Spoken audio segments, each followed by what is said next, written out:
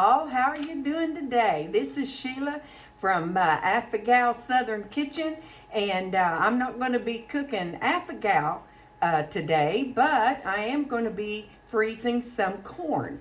I like peaches and cream, and look how pretty this is. Just came out of the garden, and we're going to try to do that today. We've got lots to do. Got to shuck it and cut it off the cob.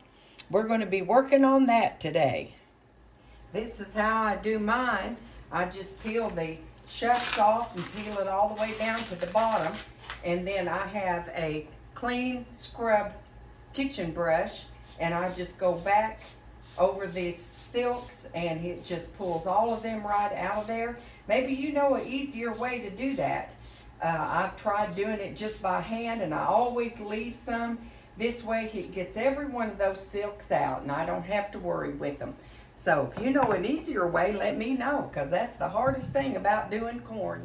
Well, as you can see, I've got it all done, but these two little ears, and I wanted you to see how easy it is with this new brush that I bought for, it's just for the regular sink stuff, but it does an excellent job on getting all of those silks that bristles goes right down in the edges. If you get a stubborn one, just kind of go to the side and then pull back down. And it takes every one of those silks out. And you don't have to sit there pulling one at a time. That is so hard. That's what takes you so much time on doing corn. That's just, you pull off what you can when you pull your silk or your shuck off. And then you get the brush and go down through there, and it takes all of the silks out. Isn't that wonderful? If you get a stubborn one, you can always take it out a little bit later. But that is what we've got done now. And we're got a load on over here. I want to show you that. I just put them in a boiling pot for about 10 minutes. And then you take them out of there, put them straight into a ice bath, and for about 10 minutes, and then you let them dry. Hey, we're about down to the end. I've got 7 ears left. I've got some over here in the cool water, some over in the pot heating. This is how we hold it up, and this is why I like that stalk on there.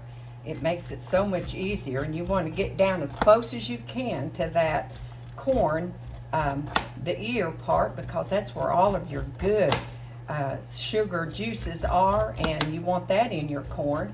So get as close as you can without cutting the cob itself. And then that's all there is to it. And that one's done. And like I like to do, you see how it comes out like in these big long strips like this. I like to take my fingers and just break those up. And that way the kernels are separate. And you put them over to let them dry, and then you're done.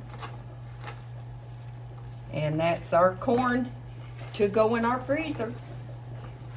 The worst thing about it is it's messy. All of those corn shucks and the corn silks is just a little messy, but it is so good, especially in the wintertime. When you get a big pan of that out, or a big package, and you put that on the stove with some butter, and you know, we always like a little bacon grease, which, you know, of course, with Nathan being Affigal, we can't do that now, but we can figure something out. Just spread that out, and we'll let that come to a dry. All that water will get out of there, and then we'll have all that good corn, and it'll be done. Get there. Good fresh peaches and cream.